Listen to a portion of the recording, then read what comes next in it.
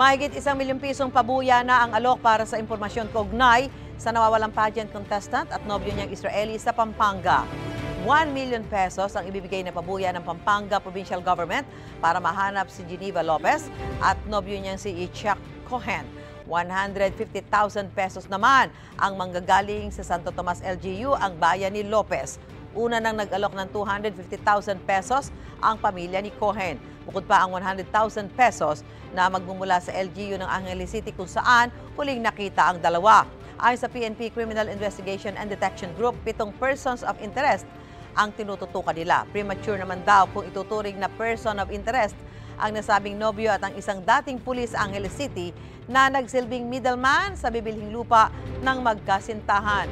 Tinitingnan ng CIDG ang lahat ng posibleng anggulo sa kaso. Sinusuri rin ang mga fingerprint na nakuha mula sa sasakyan para malaman ang pagkakakilanlan ng mga taong gumamit nito. Sa ngayon, wala pang nakikitang indikasyon na patay na ang dalawang nawawala.